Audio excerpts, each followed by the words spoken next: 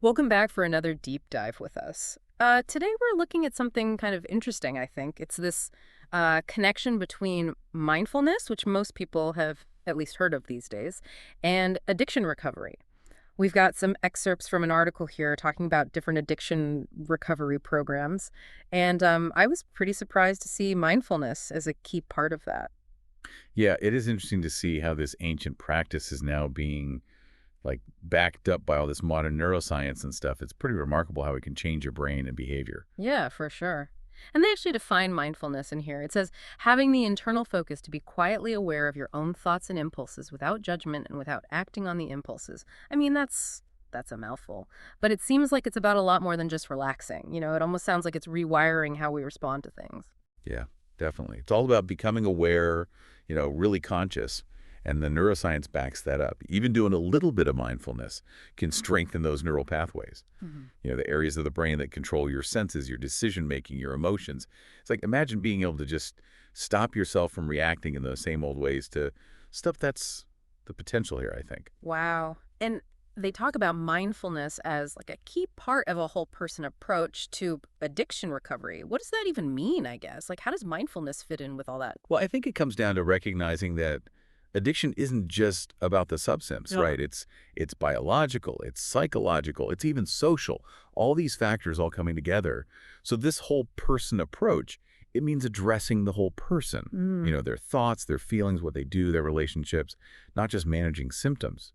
Mindfulness then is a tool that helps people develop a more compassionate, more understanding relationship with themselves. Right, okay. So this isn't just some new fad or whatever. The article mentions some research about all this. Oh, yeah, totally. They've done studies, and mindfulness really seems to help people deal with the challenges of addiction. Less stress, fewer cravings, less impulsive behavior. They even found a lower risk of relapse.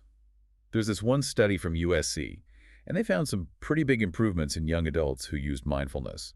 They actually used the word dramatic, which really says something. Wow, dramatic. That's impressive.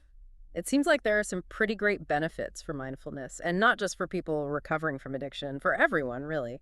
Actually, speaking of, the article lists 10 benefits of mindfulness. They say they're backed by science and can help anyone. Yeah, that's right. It's pretty amazing. Everything from chronic pain to better memory, better focus, even stronger relationships. They're all in there. Wow, 10, huh? All Yeah. right, let's hear about these. What are they? Well, they start with reduced pain. Studies show that it can actually change how our brains process pain. And then there's rumination, when you just keep replaying stuff over and over in your head. Mindfulness helps to quiet that down so you get more peace of mind. And of course, everyone knows about stress reduction. It's one of the big ones. So, less pain, less overthinking, less stress. Sounds like a good deal to me. But you said 10. What about the other 7? What else does mindfulness have up its sleeve? Right. So it can also help with working memory. That's like your ability to remember information and use it, like when you're trying to learn something new or make a decision. It's super important for that kind of stuff. And then there's focus. Mindfulness helps you quiet all those distractions so you can actually be present, be in the moment, no matter what you're doing. So it's like mindfulness is giving your brain an upgrade, basically. Better focus, better memory, less pain, all that just from paying attention. That's wild. Okay, you said there were 4 more, right? Yeah, so the next one is emotional regulation. Basically, you don't freak out as easily when something stressful happens. You're less reactive. Wow, so you don't get so triggered by everything. Right, exactly. And that ties into the next one, cognitive flexibility, which just means you're more adaptable. You can see things from different angles and come up with different solutions. You're not so stuck in your ways. So instead of just going on autopilot, you can actually choose how you want to react. That's huge. Totally. And all of that leads to more resilience emotionally, being able to handle whatever life throws at you, bounce back from setbacks. And get this, they even found that mindfulness can improve your relationships. Really? Yeah, because when you're more present and aware of yourself, you can actually be more present and aware of your partner too. So you communicate better, you handle disagreements better, all that good stuff. Wow. It's crazy how just paying attention can change so much. Out of all these benefits, I'm curious, is there one that really stands out to you? Like, especially when we're talking about addiction? That's a tough one.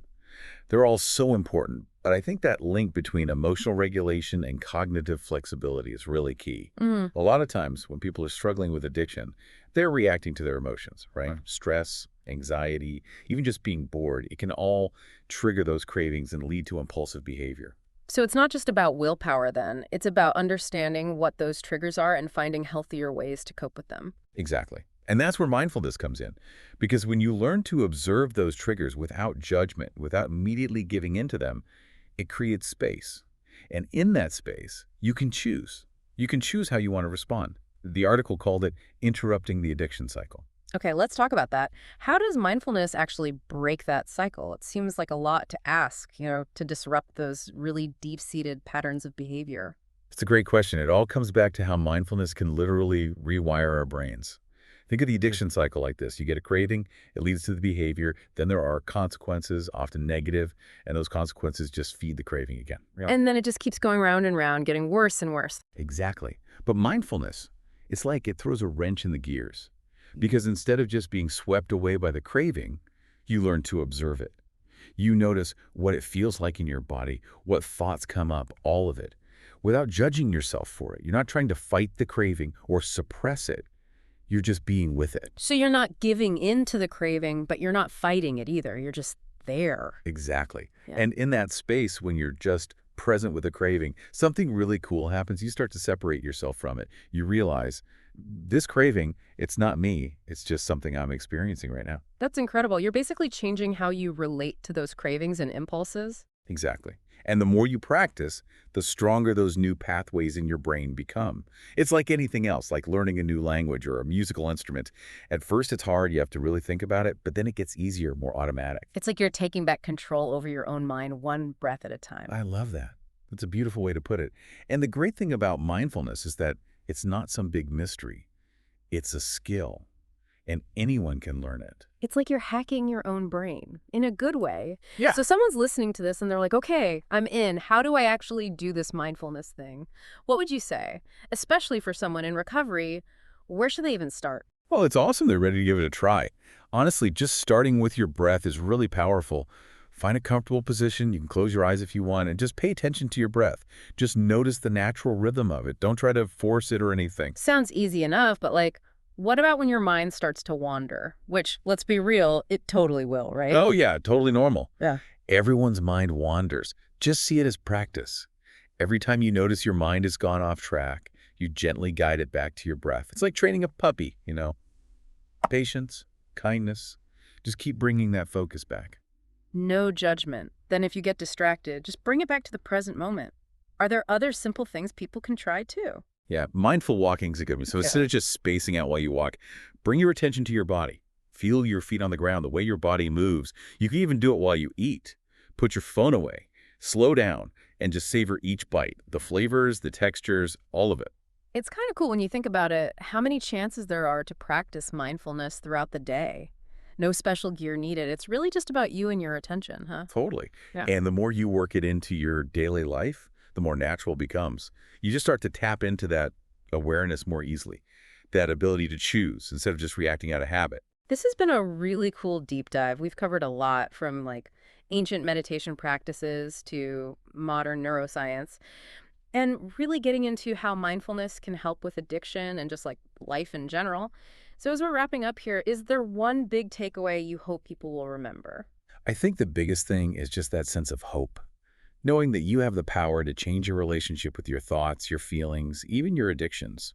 Mindfulness gives you the tools to break free from those old patterns and build a life that feels more meaningful, more fulfilling. Absolutely. It's a good reminder that healing is possible, and that transformation, it happens one mindful moment at a time.